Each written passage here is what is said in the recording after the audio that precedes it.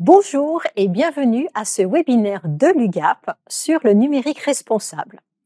Aujourd'hui, nous allons ensemble concilier à la fois la sobriété et la performance et vous montrer à travers des solutions d'accompagnement, des cas d'usage, comment cette problématique peut être résolue pour l'ensemble des acteurs publics ici présents aujourd'hui. Ce webinaire de l'UGAP où vous êtes très nombreux, que vous soyez des EPIC, des établissements de santé, que vous soyez des hôpitaux, des élus locaux, des collectivités territoriales, il est pour vous. Et avec les partenaires de l'UGAP que sont Bearing Point, Capgemini, CGI, OnePoint, Atos, Open et Soprasteria, nous avons réuni sur ce plateau une équipe d'experts pour vous accompagner dans cette démarche. Donc, eh bien, commençons et je vais vous présenter les personnes qui sont avec moi autour de cette table. Pour commencer, honneur aux dames, eh bien, nous avons une représentante de l'UGAP qui est à côté de moi, qui s'appelle Anna Gouriou. Anna, bonjour.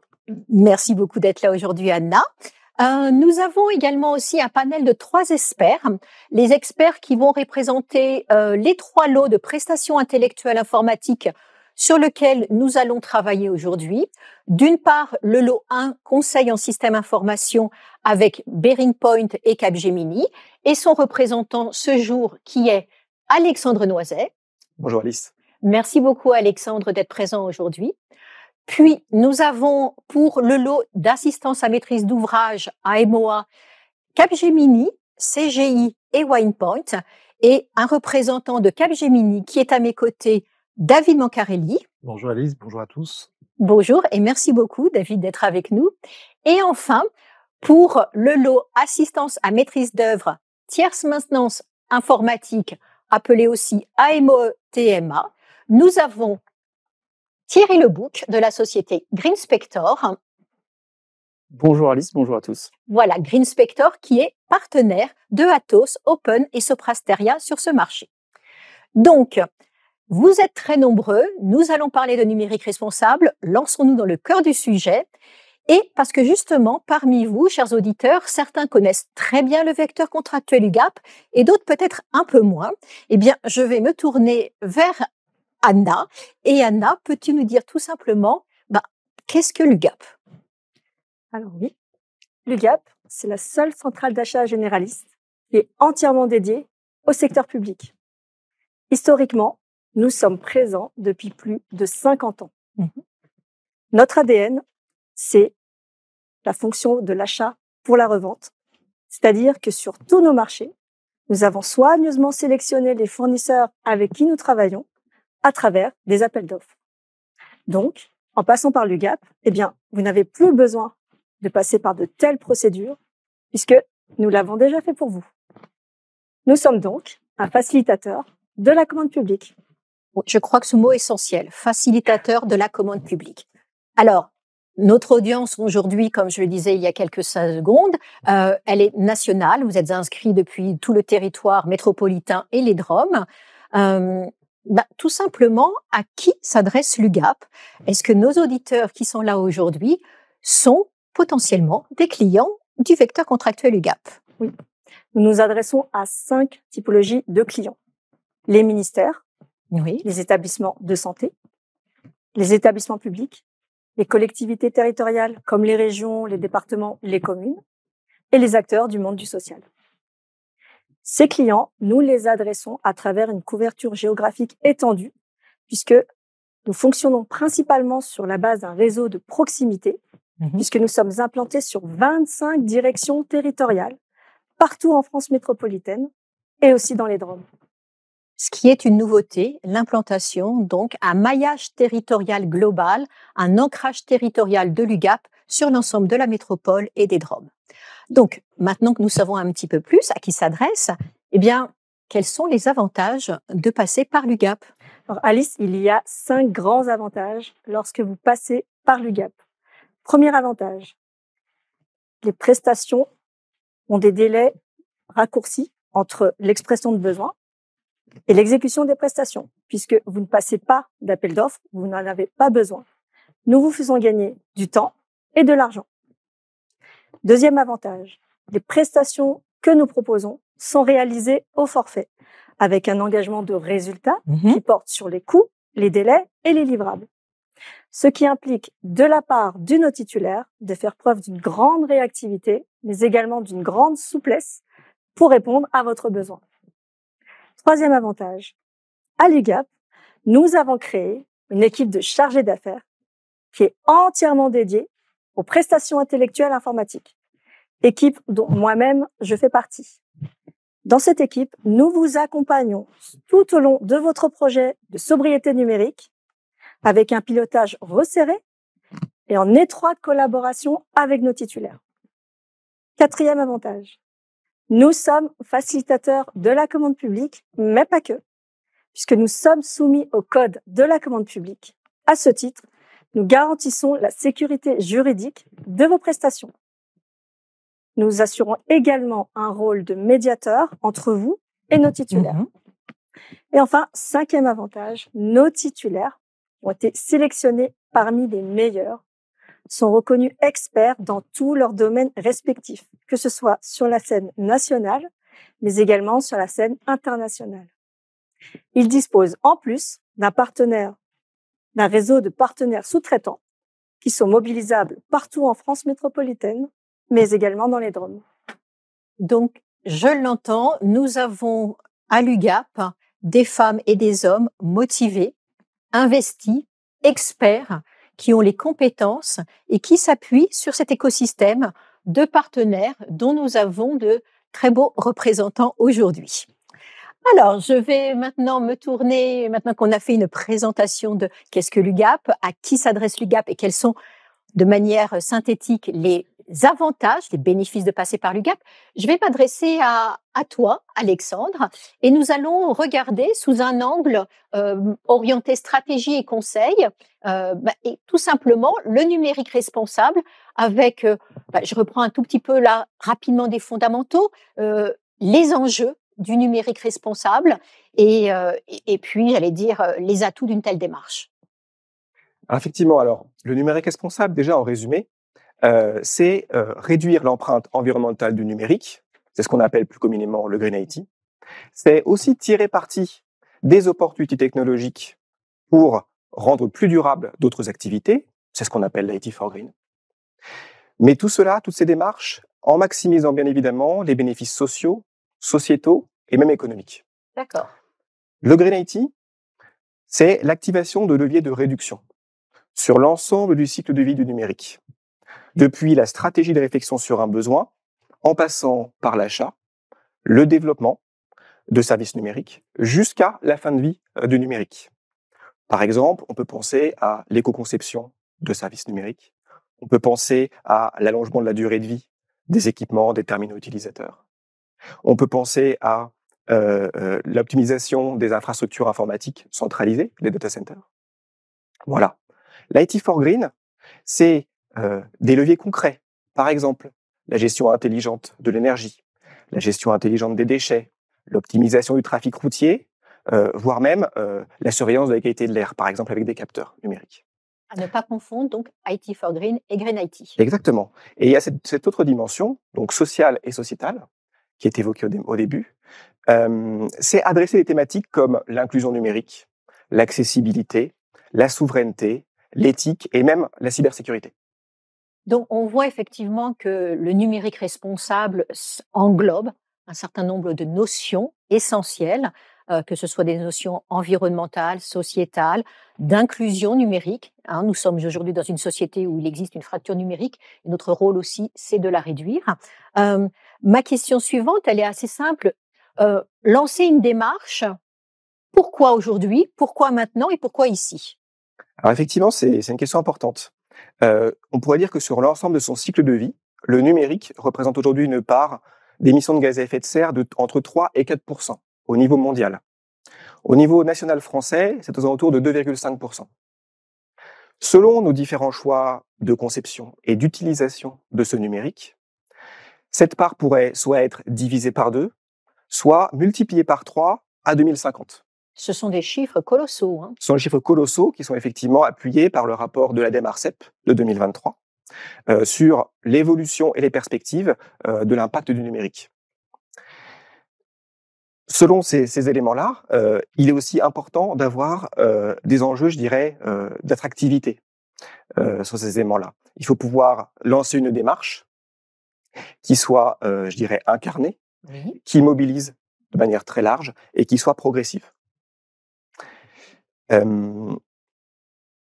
Alors, démarche incarnée, donc cela concerne aussi, et on va le redire encore et encore de très nombreuses fois pendant ce webinaire, cela concerne à la fois des agents, cela concerne Oui. des élus, cela concerne nous autres, tous, citoyens, tant que nous sommes, les administrés aussi des fonctions publiques, les usagers, comme on dit encore, dans une démarche de gestion de la relation usagée.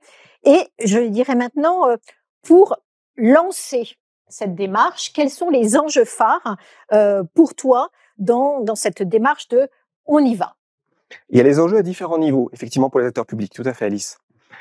Déjà, il y a le rendez-vous de défi climatique qui nous incombe tous, et les acteurs publics peuvent, grâce à leur numérique, contribuer justement à l'atteinte de ces objectifs. Il y a un enjeu d'exemplarité. Oui. Ça ne vient pas du jour au lendemain, bien évidemment. Comme on le disait, c'est une démarche progressive. Il faut pouvoir embarquer largement, s'appuyer sur l'ensemble des volontés, ceux qui travaillaient déjà sur le sujet et ceux qui souhaitent, de manière volontaire, aussi travailler sur ce sujet-là. Et il y a un enjeu à rendre cette démarche, je dirais, pérenne. Oui. Il faut intégrer de numérique responsable dans les pratiques existantes. Il y a des plans, parfois des dynamiques qui sont déjà lancés, et il faut contribuer à l'utilisation de ces plans-là. Par exemple, on peut penser à des PCAET, des SPASER qui ont pu être réalisés, des contrats d'objectifs et performance, et intégrer le numérique responsable dans ces démarches-là permet de l'inscrire dans la durée, dans les pratiques du quotidien. Je crois que le mot essentiel, il est là, il est l'inscription dans la durée. C'est une démarche, donc c'est un cheminement qui ne doit pas être, j'allais dire, une action au cas par cas, vraiment. Tout à fait. Et on pourra ajouter aussi l'enjeu d'attractivité, bien évidemment, quand on pense par exemple à un territoire. Il faut pouvoir penser sobriété et en même temps, je dirais, répondre à tous les enjeux numériques, qu'ils soient internes à une organisation ou externes au niveau d'un territoire. Donc l'embarquement, effectivement, par exemple, du tissu économique et associatif local pour un territoire est aussi important dans ce type de démarche-là. Il y a aussi un enjeu d'innovation. Innover grâce au numérique permet aussi d'adresser, je dirais, cet aspect de transition écologique, notamment des territoires, et d'adaptation de manière générale sur le sujet. Et enfin, il y a évidemment un enjeu réglementaire. Alors, certains de nos auditeurs connaissent la fameuse loi Rennes, cette loi Rennes qui est contraignante, ou en tout cas qui définit un cadre sur lequel toutes les collectivités territoriales aujourd'hui, à partir d'un certain nombre d'habitants, doivent se soumettre. Mais disons-le franchement, on ne va pas faire du numérique responsable uniquement par la contrainte de la loi Rennes. Non, effectivement. Alors, pour rappeler, effectivement, il y a différentes dispositions qui sont actuellement en cours. Il y a, au niveau du gouvernement, il y a eu la feuille de route numérique et environnement, déjà qui a été réalisée. Au niveau des dispositions législatives, il y a eu la loi AGEC, la loi anti-gaspillage économie circulaire, et la loi Rennes, effectivement, comme tu le dis, Alice, de réduction environnementale du numérique. Alors, en petite synthèse, quels sont les premiers conseils que tu peux donner pour ceux qui veulent se lancer, je veux dire quelques recommandations pour se lancer dans cette démarche de manière assez synthétique? Alors déjà, il faut se doter d'ambitions réalistes. D'accord. C'est important. Je dirais chaque contexte est différent et il faut du coup définir des ambitions réalistes. La première étape, notamment au regard aussi de cette loi Rennes, c'est de connaître ses pratiques actuelles, de définir finalement son bilan, savoir les activités qui sont déjà réalisées en lien avec le numérique responsable, et il y en a souvent beaucoup d'ailleurs, celles qui sont peut-être pensées actuellement et celles qui seraient à venir. Ensuite, il faut bien évidemment mesurer son empreinte environnementale, ce qu'on appelle un bilan carbone du numérique, au travers de méthodologies de type ACV, analyse du cycle de vie. Il faut intégrer dans ces périmètres d'analyse du cycle de vie tous les terminaux utilisateurs, les équipements centralisés informatiques et les services numériques dans leur ensemble. Sans faire peur à nos auditeurs, parce que tout cela, pour toutes ces méthodes, il y a un accompagnement possible. Effectivement, il y a un accompagnement possible. Et justement, l'idée, c'est de vous accompagner sur ces aspects de bilan, de diagnostic de votre existant et de définition de vos ambitions. Et dans la définition de vos ambitions, l'idée, c'est de pouvoir segmenter finalement le sujet du numérique responsable, qui est effectivement très large, comme on le voit aujourd'hui, de pouvoir le segmenter en plus petites thématiques qui sont plutôt adressables, de type la sobriété numérique, qu'est-ce que c'est précisément sur la partie data center, sur les terminaux, l'inclusion numérique, qu'est-ce que ça représente et finalement comment l'adresser avec des actions très concrètes. C'est finalement tous ces éléments-là qui nous permettent de faire une démarche qui soit, je dirais, complète et adaptée à votre contexte. Merci beaucoup, Alexandre. Donc, on voit effectivement qu'on peut aborder le numérique responsable par une politique des petits pas, une politique qui soit pragmatique, qui soit au plus près des besoins des acteurs, des citoyens. Et sous l'angle, effectivement, conseil et stratégie que tu as abordé, je vais me tourner maintenant vers David, qui va, lui, nous proposer une autre approche, un autre angle, peut-être plus sur, on va dire, d'autres actions concrètes. Moi, j'aimerais, après cette mise en contexte du numérique responsable, que tu nous parles, voyons, d'actions concrètes, d'actions essentielles pour se lancer dans cette démarche. Oui, bien sûr. Alors, comme l'a dit Alexandre, il a commencé déjà à évoquer certaines actions qui sont de plus en plus récurrentes, qu'on voit assez régulièrement se mettre en œuvre sur différentes thématiques. Alors déjà, quand on parle de numérique responsable, Alexandre l'a bien dit, on vise à réduire l'empreinte environnementale, mais pas que. De plus en plus, l'empreinte carbone plutôt. De plus en plus, on essaye de voir la totalité de l'empreinte écologique, environnementale des services informatiques et numériques, du matériel qui est mis en œuvre, pour aussi limiter les impacts sur les ressources en eau notamment, sur la biodiversité. C'est des sujets qui sont de plus en plus prégnants. On a beaucoup parlé de carbone ces dernières années. Là, maintenant, on essaye d'avoir une vision plus holistique sur l'ensemble. Plus général. Plus général. Le numérique responsable, ce n'est pas que de la réduction de l'empreinte carbone. Ce n'est pas que de la sobriété énergétique. Oui. Ce n'est pas que de la réduction des gaz à effet de serre. C'est aussi des ressources en eau, c'est aussi du matériel et donc des déchets qui sont très peu traités partout dans le monde. C'est l'ensemble des ressources qui sont exploitées pour la fabrication et sur tout le cycle de vie du matériel. Donc plusieurs actions. Le mot matériel, je crois aussi, est important. Oui, parce que on a le sentiment que les services numériques, souvent, avec la dématérialisation, avec le côté impalpable des services numériques, ça ne représente pas des choses concrètes derrière, mais c'est des serveurs, c'est des data centers, c'est des infrastructures, et tout ce matériel est très consommateur de ressources pour sa fabrication, d'eau pour son refroidissement. Par exemple, dans les data centers, on a de plus en plus avec l'arrivée de l'IA, par exemple, des énormes data centers qui consomment énormément d'eau. Donc, dans le numérique responsable, en termes d'actions concrètes, on a beaucoup de leviers disponibles. Un des premiers, bien sûr, quand on parle de matériel, c'est d'agir sur la rationalisation, sur la densification des serveurs pour éviter les serveurs zombies, ce qu'on appelle les serveurs zombies, des serveurs qui sont très très peu exploités. D'accord, donc nous connaissions tous les zombies, mais pas les serveurs zombies. Les serveurs zombies ou les serveurs orphelins. Orphelins, carrément. Des serveurs dans des infrastructures, dans des data centers qui sont sous-exploités. Des exemples concrets, par exemple, c'est d'utiliser des applications qui tournent de jour avec des applications qui tournent de nuit comme des batchs pour les mettre sur les mêmes serveurs virtuels ou serveurs physiques et optimiser l'utilisation de ces machines pour éviter qu'elles ne tournent qu'une partie de la journée. D'accord. Donc, tu nous parlais donc la gestion des équipements. Donc, gestion des équipements avec essayer d'aller vers des équipements reconditionnés ou des équipements dont on prévoit la fin de vie.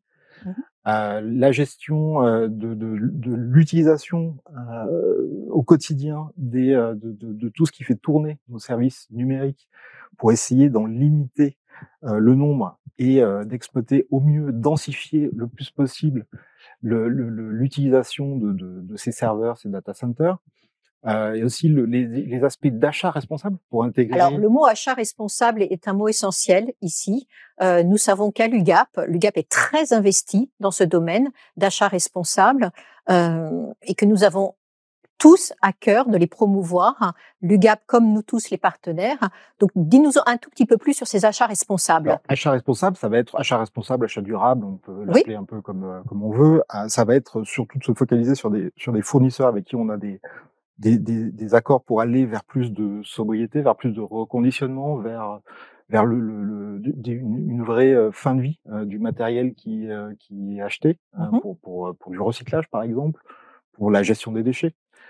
Donc ça veut dire intégrer aussi des critères environnementaux dans les contrats. De plus en plus, ça devient assez systématique maintenant dans le secteur public, mais on peut encore aller plus loin. Et ça veut dire travailler aussi avec les fournisseurs pour avoir des matériels plus sobres, pour avoir des matériels plus performants, puisqu'on parle beaucoup de sobriété et de performance, c'est pas incompatible. Voilà, les mots de sobriété et performance ne sont pas du tout antinomiques, c'est l'objet de notre webinaire. Je crois qu'il y a aussi un aspect formation que tu nous as pas tout à fait abordé. Alors, mais c'est souvent par ces sujets qu'on démarre, en termes de sensibilisation, de formation, de certification, que ce soit des élus, que ce soit des agents publics. Pour notamment les aspects d'éco-conception. Donc ça va concerner plutôt les développeurs, mais pas que. Ça peut agir sur du matériel ou des services numériques. L'éco-conception, c'est quand même assez large du design d'une solution jusqu'à sa production et encore une fois jusqu'à sa fin de vie. Donc tout ce qui est formation, sensibilisation peut passer aussi par des campagnes auprès des administrés sur des territoires. Donc l'aspect formation, tu nous le confirmes, c'est quelque chose qui est vraiment un enjeu global qui adresse les citoyens, les agents, les administrés au sens large, les élus aussi, parce que nous avons des élus qui nous écoutent aujourd'hui. Tous sont concernés par former, acculturer, sensibiliser. Exactement, par la mise en place de bonnes pratiques, par alors des formations peut-être un peu plus poussées pour savoir comment appliquer dans son quotidien, notamment l'éco-conception dont on parlait. Ça peut être donc des formations assez poussées, parce qu'il y a beaucoup de paramètres à prendre en compte quand on parle encore une fois d'éco-conception. Ça va de la stratégie jusqu'aux interfaces, la gestion des données. Voilà, c'est extrêmement large. Et ça peut concerner aussi, bien sûr, les administrés en montrant les bonnes pratiques, une culture d'utilisation du numérique un petit peu plus sobre et un petit peu plus efficace au quotidien. Des choses très simples quelquefois. Alors, donne-nous un exemple de quelque chose de très simple au quotidien. Très simple, c'est éteindre ces équipements informatiques quand on les utilise pas. Bon, ça c'est quelque chose que tout le monde connaît, mais qui sont parfois pas toujours mis en œuvre, que ce soit chez les particuliers ou dans les entreprises. D'accord. Tu avais à cœur de nous partager 3 cas concrets, ce que dans le jargon métier on appelle des use cases, en tout cas des retours d'expérience concrets, notamment ces 3 exemples via un exemple avec l'ONF, un autre exemple sur de l'artificialisation des sols, et enfin la gestion de l'eau. Donc je sais que c'est gestion de l'eau, gestion des sols. Pour les acteurs territoriaux, les élus locaux, c'est un point essentiel. Peux-tu nous en dire plus sur ces 3 sujets de manière un petit peu à illustrer tes propos? Alors là, on est tout à fait dans l'illustration de ce qu'Alexandre décrivait en tant qu'IT for Green. Donc, comment exploiter les capacités informatiques, les services numériques pour répondre à des problématiques ou des obligations légales. Typiquement, sur l'artificialisation des sols, on va être en réponse à la loi climat et résilience de 2021. On utilise dans ce cas précis, enfin dans les 3 cas qu'on vient de citer, on utilise des données satellitaires pour pouvoir surveiller un territoire, là en l'occurrence territoire dans les Pays de la Loire, et s'assurer que les zones qui ne sont pas constructibles ou qui n'ont pas d'autorisation pour être construites ne seront pas artificialisées. Donc ça permet d'avoir une surveillance territoriale automatisée pour faire remonter des alertes. Et les 2 autres exemples, rapidement? Les 2 autres exemples, sur les forêts, c'est un petit peu le même principe. On utilise des données satellitaires pour surveiller des zones immenses de forêt et détecter des attaques de ravageurs, des maladies, et pouvoir orienter les agents de l'ONF vers les zones à surveiller ou les zones à limiter, enfin à traiter, notamment dans le cas des maladies. Et le troisième cas, c'est pour essayer d'analyser la qualité de l'eau, l'anthropisation, donc la dégradation de la qualité de l'eau sur les cours d'eau ou sur les mers et océans, pour mesurer la température et s'assurer qu'il n'y a pas une trop forte dégradation des conditions et de la qualité de l'eau. Donc forêt, les eaux, les sols, ce sont des exemples effectivement très parlants. Très rapidement, je voudrais aussi qu'on aborde un petit sujet qui, pour certains, est encore assez obscur, c'est-à-dire que, alors, il y a des contraintes, certes, et ces contraintes, elles apparaissent sous des appellations, sous des acronymes qui peuvent sembler un tout petit peu abscons à certaines personnes. Nous parlons de RGPD quand on parle de data, nous parlons de RG2A quand on parle d'accessibilité, et puis il y a le petit dernier, le RGESN, qui a évolué depuis mai 2024 et qui est, alors je le dis parce que ça a été ma lecture de cet été, 131 pages, très très pédagogique, qui répondent sous forme de 78 questions. Donc je recommande à toutes et à tous cette lecture. Peux-tu nous en dire un petit peu plus sur, j'allais dire RG2A, RGPD, RGESN, qui sont tous des référentiels. En quoi est-ce qu'on doit les voir comme des contraintes ou est-ce qu'on doit les voir comme des opportunités? Alors effectivement, on peut les voir déjà comme un triptyque qui se complète et qui communique les uns avec les autres. Le RGPD qu'on connaît déjà depuis pas mal de temps, RG2A qui commence à être de plus en plus appliqué, notamment en raison des obligations légales et des sanctions qui vont commencer à tomber prochainement, normalement l'année prochaine. Et sur le même principe, donc le RGESN qui concerne l'éco-conception des services numériques, qui n'a pas pour l'instant d'obligation légale de mise en œuvre, mais ça devrait suivre le même chemin que la RGPD, RG2A dans les prochaines années, qui est issu des travaux de l'INR, donc l'Institut du numérique responsable, qui avait déjà publié un référentiel qui était beaucoup utilisé, le GR 491 de mémoire. Donc 2021, 2024, nouvelle version. Exactement, et surtout officialisation par les services de l'État de ce référentiel qui est maintenant qui sert à tous pour s'assurer que ce qui est développé dans les services numériques répond bien à ces bonnes pratiques et ces orientations en termes de stratégie, d'interface, de gestion de la donnée. Et qui est le RGESN, le référentiel général de l'éco-conception des services numériques, vraiment de manière qui est très didactique. 78 questions qui impliquent effectivement des granularités. Donc je vous conseille à tous, il est disponible sur le site de l'INR.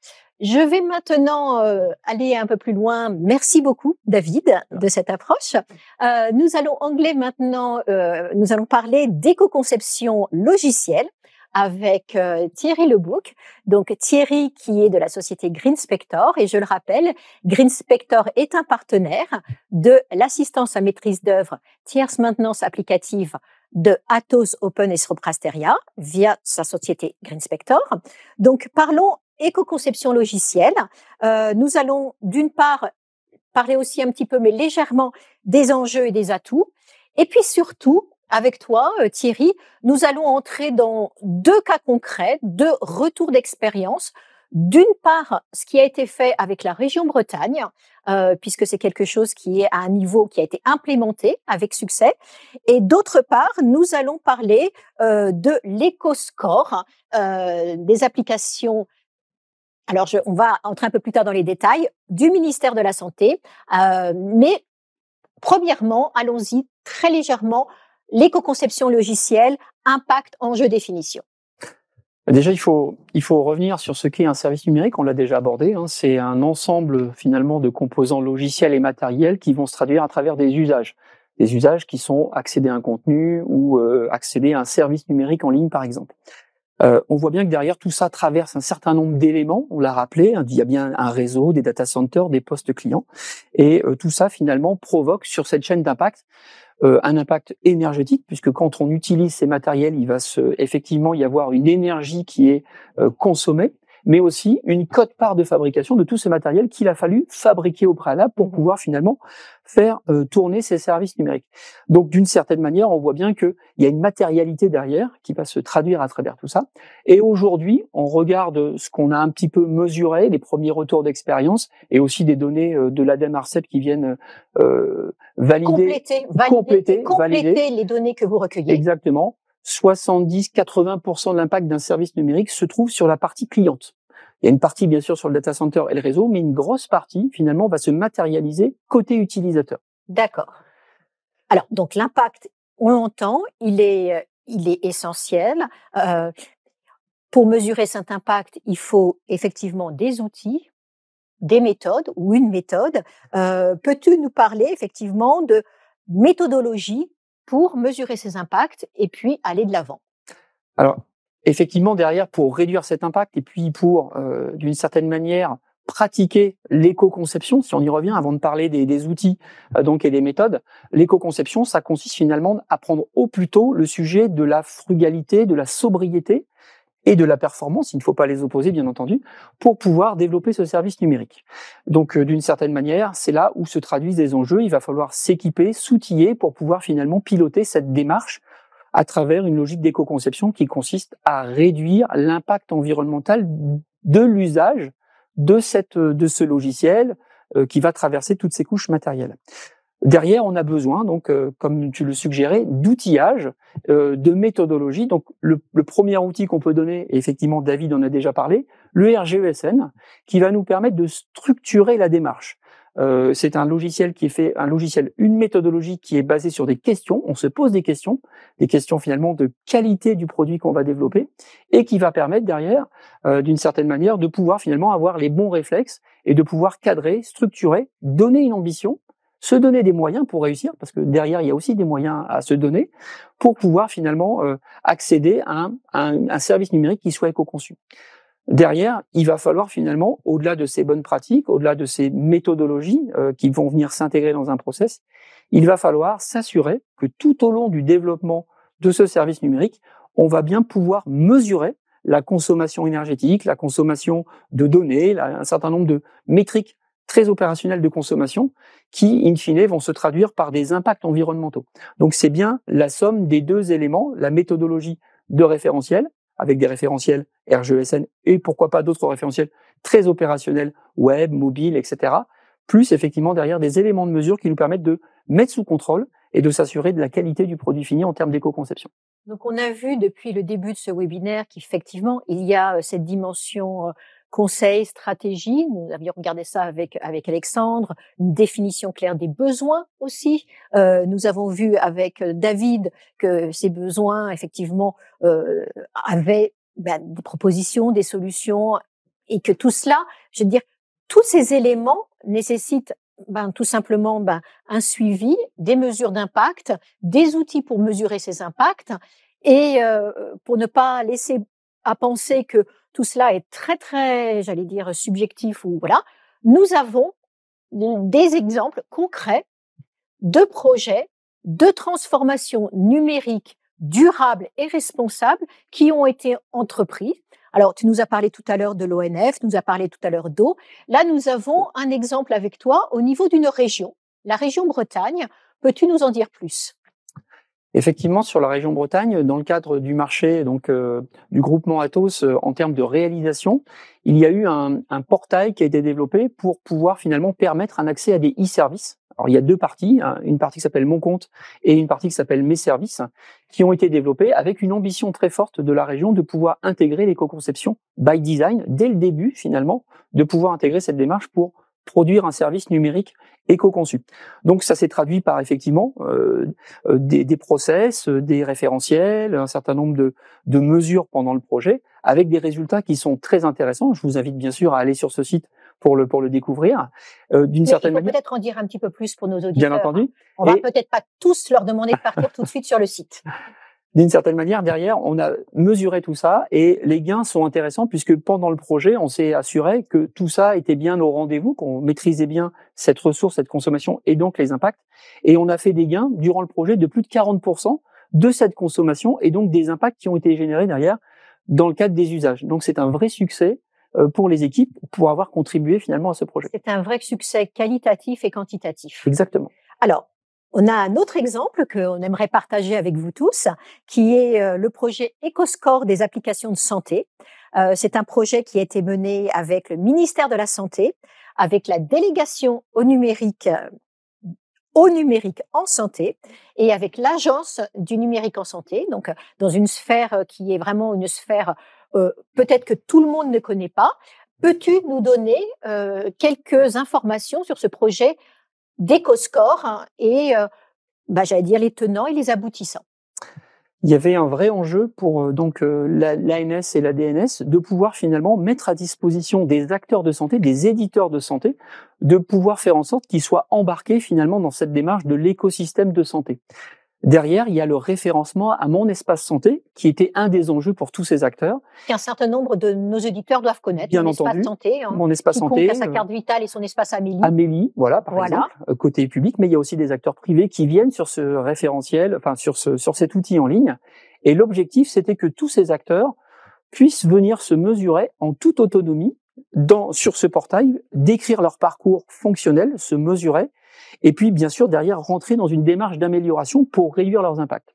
Donc intéressant, puisque derrière l'objectif bien sûr c'est de se mesurer, de s'améliorer, et en plus de rendre public la mesure, ce qui fait qu'il y a une espèce de je dirais pas de compétition, mais d'émulation entre les acteurs pour dire comment je fais pour réduire, et d'une certaine manière pour être plutôt dans le haut du tableau que dans le bas du tableau. Oui, on va pas parler de compétition, mais d'émulation. Non, pas de compétition, parce que mais parfois, d'émulation. ça fait plaisir aussi d'être en haut du tableau et ça pousse les autres à vouloir y aller. Exactement.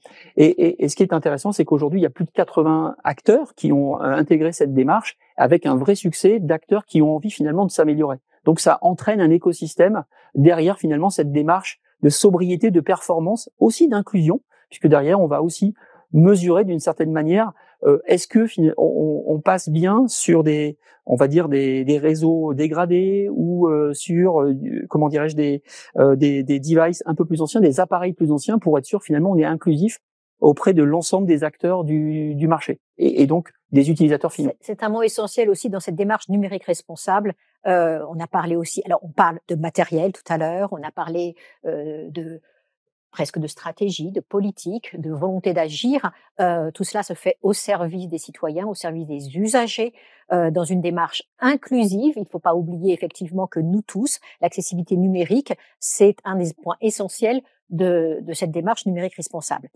Merci beaucoup Thierry. Je vois que nous avons aussi une question. Donc, on voit bien que le lancement ou aller vers une démarche numérique responsable, c'est un enjeu clé. Alors certes, il y a des pratiques, des bonnes pratiques. Il existe quelques freins. On va pas se le nier, on va pas se le cacher. Ces freins, nous allons en parler ensemble. Il y a des freins peut-être économiques, des freins sur des aspects, des prérequis techniques. Mais avant cela, une question est apparue sur quid des aspects sociaux et sociétaux. Les enjeux environnementaux. Alors, je laisse les experts réfléchir 2 petites secondes avant de leur poser, de réfléchir à cela. Mais je vais commencer avec toi, si tu veux bien, avec Alexandre. Nous sommes aujourd'hui tous, et les élus locaux et l'ensemble des directeurs de systèmes d'information, des DSI le savent bien, avec des budgets contraints, avec cet aspect budgétaire où il faut faire mieux avec moins, c'est souvent ce qui est demandé. Est-ce que tu vois cela comme une opportunité, ou est-ce que c'est, un souci de plus auquel il faut faire face? Quelle est ta perception? Alors effectivement, il y a souvent un contexte budgétaire qui peut être contraint. Mais lancer une démarche numérique responsable, c'est aussi du coup principalement un investissement qui soit humain, en temps, pour, on l'a évoqué tout à l'heure, définir des ambitions et un plan d'action concret. Ces actions qui peuvent être parfois directement activables à très court terme et avoir aussi un certain nombre de gains. On peut par exemple imaginer questionner ou re-questionner un besoin sur le numérique, par exemple. Si on pense à ce qui est évoqué tout à l'heure, l'allongement de la durée de vie d'un terminal, allonger la durée de vie d'un terminal, c'est du coup effectivement lisser son coût et réduire la volumétrie d'achat qu'on achètera peut-être par le futur. C'est par exemple, on a évoqué l'éco-conception. Dans l'éco-conception, il y a des pratiques, des principes de l'économie de la fonctionnalité. Économie de la fonctionnalité, c'est du coup réduire un périmètre peut-être global du numérique nécessaire, du coup un projet qui sera peut-être plus court et moins coûteux. Et enfin, on a parlé aussi d'éco-gestes tout à l'heure. Avoir de la sensibilisation large à ces sujets du numérique responsable permet d'entraîner chez les utilisateurs des pratiques d'éco-gestes qui finalement se répercuteront sur une économie en termes de facture d'électricité, tout simplement. Qu'en penses-tu, David, de cet aspect budgétaire, de cet aspect et toi aussi, puisque là on va être dans une démarche de ping-pong entre vous. Qu'en penses-tu, Thierry? Qu'en penses-tu, David? Contraintes budgétaires, obstacles surmontables? Oui. Alors oui, il faut contrainte budgétaire pour lancer la démarche. On se pose forcément la question. Après, on peut voir le problème un peu différemment, comme on le voit dans les démarches FinOps et les deux démarches GreenOps, FinOps se rejoignent dans l'optimisation des ressources. Alors FinOps, DevOps, on oui, va peut-être. J'allais le préciser. Voilà, parce que nous avons pas mal de DSI présents aujourd'hui. Nous avons aussi des fonctions métiers dont tout le monde ne possède pas. J'allais le préciser. Les termes. Donc, FinOps, c'est un terme qu'on connaît depuis quelques années. On commence, alors c'est toutes les logiques, les démarches d'optimisation pour des finalités financières. Ça porte plutôt bien son nom. Et la partie GreenOps, on est à peu près sur les mêmes démarches de rationalisation, d'optimisation, mais pour une réduction des impacts cette fois environnementaux. Donc d'un côté FinOps pour réduction des aspects financiers et GreenOps pour la réduction des impacts au sens large. Donc ce qu'on voit, c'est que quand on met en place ce genre de démarche, effectivement, ça a un coût, effectivement, ça demande des montées en compétences, ça demande une stratégie, mais derrière, la rationalisation est plutôt bénéfique en termes de gains financiers au final, sur une exploitation, sur une longue durée. Donc... attendez, moi j'entends, il y a des petits mots là qui m'alertent. Donc d'un côté, j'entendais investissement certes dans le matériel, investissement sur l'humain, sur les personnes. Et là, j'entends parler de gains. Donc, justement, c'est un investissement. C'est pas une dépense nette. Donc, c'est nous expliquer que une démarche, un lancement dans une démarche numérique responsable, une transition numérique plus durable, ça veut dire performance, mais ça veut dire aussi gain. Ça veut dire aussi gain on parlait d'éco-conception. Donc, l'éco-conception, pour reprendre un peu la définition de l'INR, qui est une façon très simple de bien savoir ce que ça représente. L'INR le décrit en 3 mots. Sur les services numériques, c'est se focaliser sur les choses utiles, utilisables et utilisées. Donc utilisable, utile, utilisable, utilisé. Voilà. C'est les 3 mots à retenir. En se focalisant là-dessus, on va vers des services numériques qui sont plus simples, plus faciles à maintenir, qui sont décommissionnés quand ils sont plus utilisés justement. Donc ça veut dire ne pas conserver des services numériques et un hébergement pour ces services, de la donnée quand on en a plus besoin, quand plus personne ne les utilise. Donc c'est en prenant en compte ces aspects-là, tout ce qui peut être considéré comme des dépenses au démarrage se retrouve au final sur la durée de vie des services numériques et du matériel utilisé par des optimisations, de la rationalisation, de la densification, ce qu'on évoquait tout à l'heure dans les actions concrètes. Donc au final, il faut pas voir ça comme une dépense nette, mais vraiment comme un investissement. D'accord. Qu'en penses-tu, Thierry? Moi, je vais voir plutôt le verre à moitié plein, on va dire. Je pense qu'effectivement, il y a des gains plus importants que les coûts associés d'une certaine manière. Et je vais rajouter des gains également qui sont peut-être de l'ordre de la prise de responsabilité qu'on doit tous avoir et de l'action qu'on doit lancer finalement, puisque ce problème est planétaire et donc chaque organisation doit prendre sa part. Finalement, dans cette. Nous sommes tous impliqués. Nous sommes tous impliqués. Et tout le monde doit apporter sa pierre à l'édifice. Non pas responsable, mais actif. Voilà, exactement. La deuxième chose, exactement proactif. La deuxième chose, c'est, on en a déjà un petit peu parlé, mais il y a aussi un lien avec l'inclusion. Un des sujets finalement des établissements publics, c'est de pouvoir finalement s'adresser avec une égalité des chances, des accès, des services, de pouvoir s'adresser avec des gens qui n'ont pas les mêmes ressources, d'une certaine manière, un ordinateur plus ancien, moins puissant, avec parfois un réseau qui est de moins bonne qualité, d'être plus inclusif pour servir de la même manière l'ensemble finalement de des personnes du territoire ou finalement des gens qui vont venir finalement utiliser un service public numérique. Je crois qu'il ne faut pas le minorer cet aspect-là, cette inclusion numérique. Très important. On a actuellement en France entre 10 et 12 millions de personnes qui sont d'une façon ou d'une autre éloignées ou qui n'ont pas de facilité parce que le territoire n'est pas assez bien couvert ou parce que justement elles n'ont pas les compétences informatiques et service public, des services pour tous les publics, Universel. un service universel. Donc effectivement, cette donnée-là, on en a parlé, est vraiment au cœur des préoccupations pour une transition numérique durable pour tous.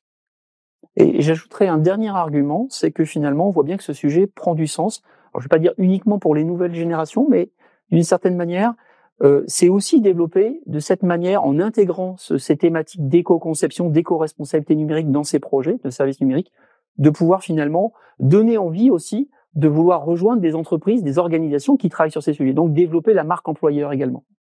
Alors, en termes de marque employeur, ce sera peut-être l'objet d'un autre webinaire, mais nous avons des questions dans le chat, donc on va commencer à y répondre si vous le voulez bien. On nous demande quid de l'éco-socio-conception. Pouvez-vous nous en dire plus?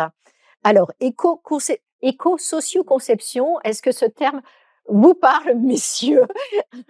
Qui veut prendre la parole? Je le comprends. Après, est-ce que c'est un terme officiel? Je pense que ça rejoint beaucoup ce qu'on a dit Parlez sur un peu plus fort. Oui, ça rejoint beaucoup ce qu'on a dit sur l'éco-conception. Hein. On Oui. parle aussi des aspects d'accessibilité, d'inclusion numérique dans l'éco-conception. Donc, c'est des sujets qui sont complètement intégrés au concept même et au référentiel qu'on évoquait tout à l'heure.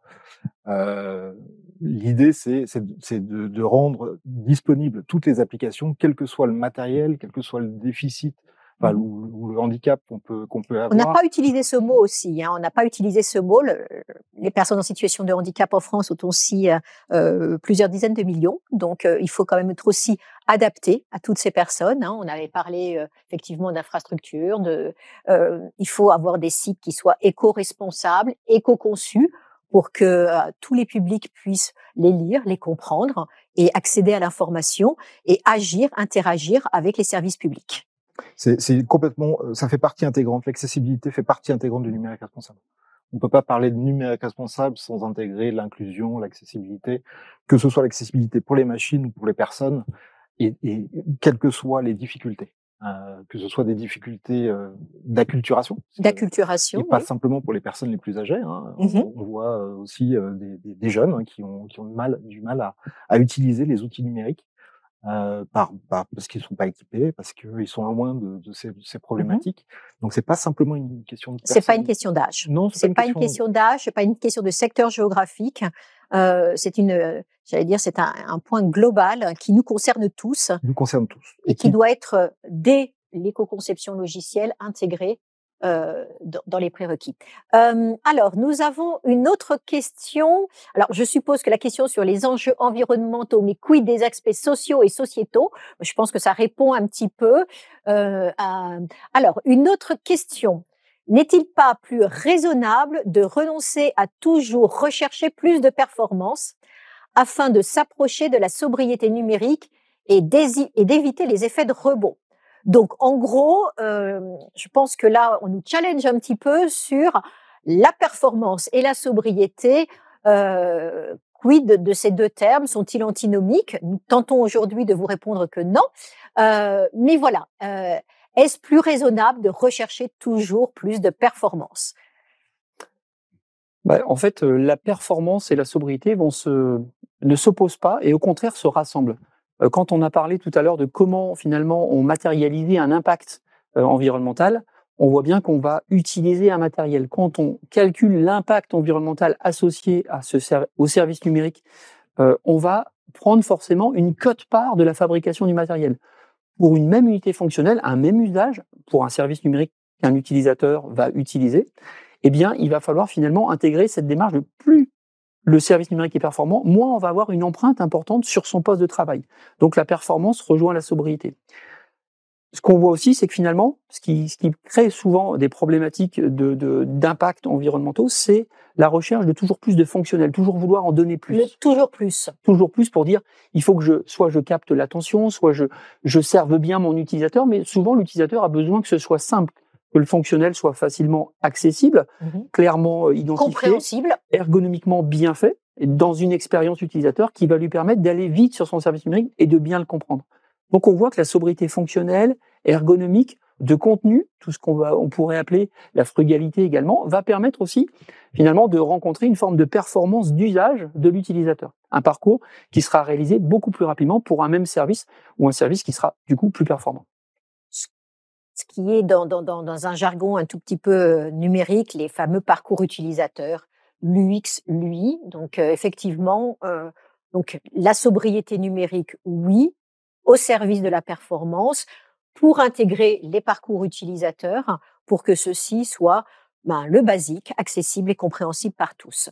Un mot à rajouter l'un ou l'autre, messieurs, sur ce sujet ou... Juste pour rebondir sur ce que vient de dire Thierry et sur la question qui a été posée par rapport à la recherche de performance, juste un tout petit mot sur des nouvelles technologies qui arrivent régulièrement, notamment l'intelligence artificielle dont on entend beaucoup parler. Je vais pas m'étendre là-dessus. Qui n'est pas l'objet de ce webinaire, on en fera certainement un autre. Mais effectivement, on peut se poser ce genre de questions quand on voit des nouvelles technologies qui arrivent régulièrement et qui sont de plus en plus consommatrices de ressources, d'énergie. Qui dévorent l'énergie.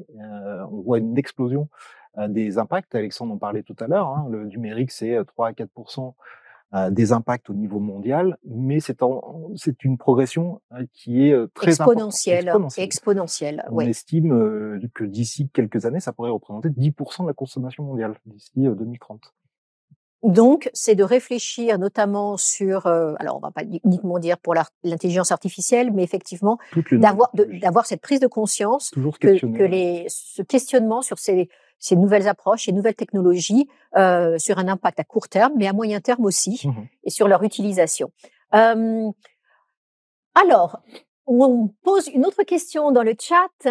Où peut-on trouver des informations fiables, attention, le mot est important, sur les impacts environnementaux du matériel?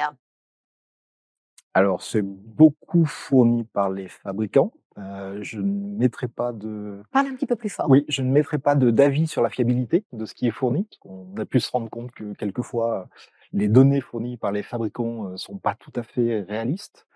En tout cas, on est très dépendant pour le matériel des fabricants de matériel.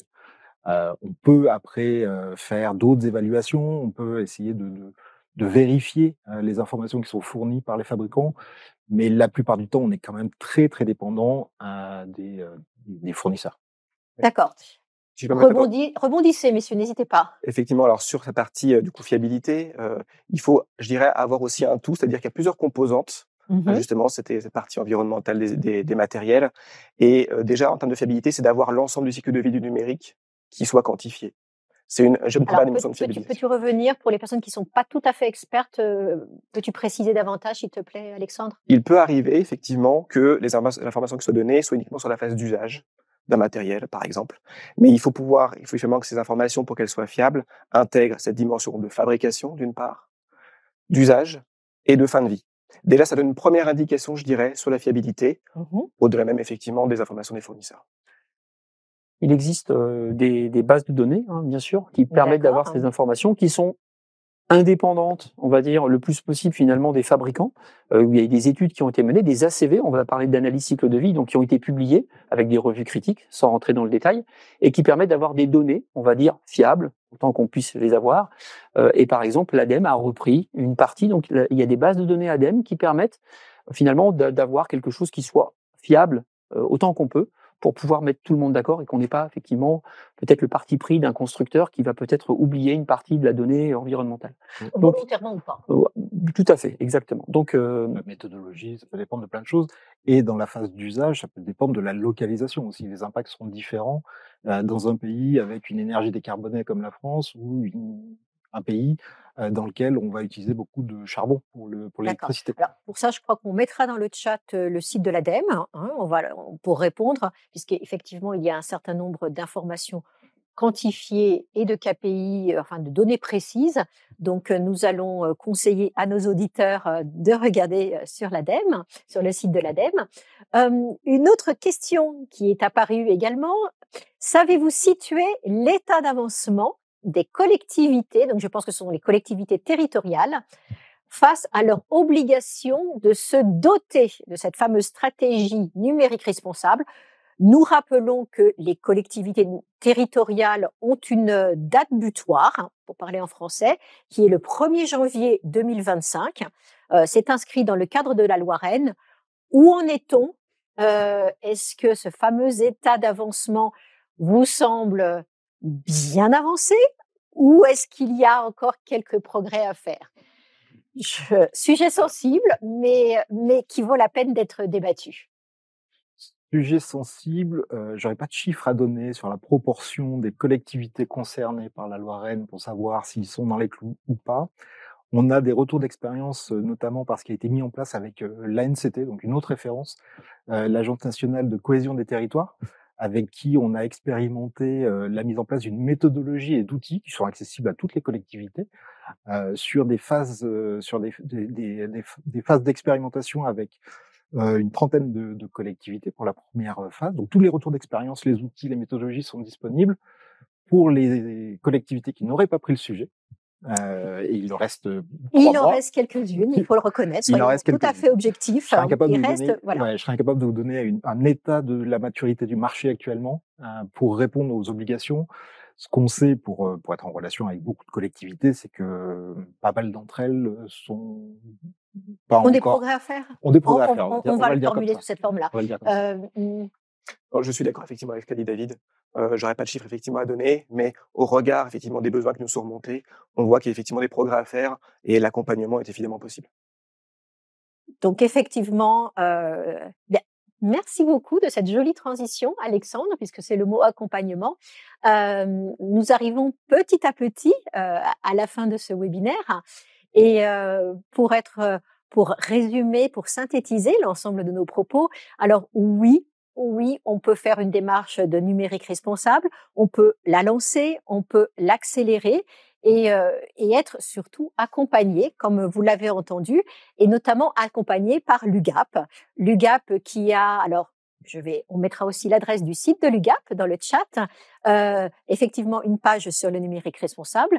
Et puis, tout doucement, je vais me retourner et revenir vers toi, Anna. Je rappelle que Anna Gouriou est la représentante de l'UGAP. Tu es chargée d'affaires sur la prestation intellectuelle informatique, les prestations intellectuelles informatiques. Et dans cet accompagnement, en quoi l'UGAP est finalement, pour nos auditeurs, un partenaire naturel? Alors, brièvement, passer par l'UGAP, c'est bénéficier d'une équipe de chargés d'affaires dans laquelle il y a des hommes et des femmes qui vous accompagnent tout au long de votre projet de sobriété numérique. Nous vous embarquons dans un processus UGAP qui est déjà bien rodé depuis plus de 10 ans. Passer par l'UGAP, c'est également bénéficier de délais raccourcis entre la qualification du besoin et le début des prestations. Des délais raccourcis, on peut les situer un petit peu, on peut dire, grosso modo? Sous 1 mois, quand toutes les parties prenantes sont très réactives, la prestation peut démarrer à partir du moment où on a qualifié le besoin. Et les parties prenantes sont réactives, il faut le dire. Oui. Tout à fait. Donc, vous n'avez plus besoin de passer par des procédures d'appel d'offres qui sont longues et coûteuses. Vous gagnez du temps et de l'argent.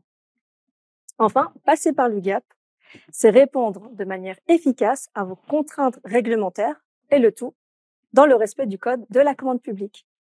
Donc, brièvement, en 2 mots, passer par l'UGAP, c'est bénéficier d'un dispositif organisé et mis en place par l'UGAP et par l'ensemble de ses partenaires qui se mettent au service de votre transformation numérique responsable.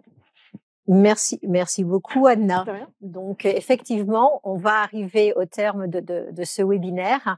Et alors, dans un premier temps, je te remercie. Merci, madame. Merci, Anna. Je vais remercier nos 3 experts. Je vais remercier David Mancarelli, donc qui est expert chez Capgemini. Je vais remercier Alexandre Noiset, qui est expert de chez Bearing Point. Je vais remercier aussi Thierry Lebouc de Greenspector, partenaire de Atos Open Soprasteria. Et vous rappeler l'essentiel. D'abord, merci l'UGAP de nous avoir permis de faire ce webinaire. Le message clé que nous avions aujourd'hui à cœur de vous faire passer, c'est que cette dimension numérique responsable, c'est un enjeu phare pour l'ensemble de nos organisations, Pour les partenaires de l'UGAP, l'UGAP a un groupement, enfin plutôt 3 groupements de partenaires sur du conseil en système d'information via Bearing Point, Capgemini et Malte, via de l'assistance à maîtrise d'ouvrage informatique avec Capgemini, CGI, WinePoint et de l'assistance à maîtrise d'œuvre tierce maintenance applicative, autrement appelée AMOE TMA, avec Atos, Open et Soprasteria. Et nous tous, tout cet écosystème, l'UGAP, vous, nous sommes tous aujourd'hui impliqués pour développer, accélérer le numérique responsable dans une démarche qui soit au service des citoyens, au service de notre environnement, au service de la planète, qui soit à la fois dans la sobriété et, comme nous l'avons vu, dans la performance, 2 termes qui peuvent aller ensemble, 2 termes qui sont synonymes, peut-être pas pour tous, mais en tout cas qui peuvent aller conjointement. Et pour cela, je vais dire, les mots de conclusion, je vais les résumer à 2. Le premier, c'est nous sommes là pour vous aider. L'UGAP et l'ensemble des écosystèmes des partenaires, nous sommes là à votre disposition. Le deuxième mot essentiel aujourd'hui, je crois que c'est le mot accompagnement.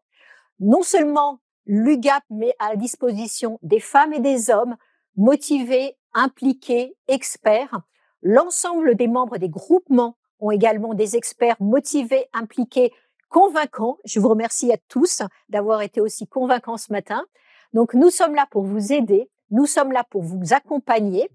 Et pour terminer ce message, je voudrais remercier les équipes de l'UGAP qui ont permis la réalisation de ce webinaire. Toutes les équipes, celles qui sont présentes au siège social de l'UGAP à Marne-la-Vallée, mais pas que, celles qui sont présentes aussi dans la salle derrière ces caméras, toutes les personnes des groupements partenaires, vous souhaitez une excellente journée et vous dire qu'une transition numérique durable et responsable, c'est possible. Être sobre et performant, c'est possible. Et si vous avez des projets, si vous avez des besoins, si vous avez des envies, n'hésitez pas. Je vais vous laisser une seule adresse, pi@ugap.fr, et nous tous, nous sommes là pour vous aider, vous accompagner dans cette démarche. Merci beaucoup, merci mesdames, merci messieurs. Nous souhaitons tous collectivement une très belle journée et peut-être à très bientôt pour un autre webinaire. Merci. Merci.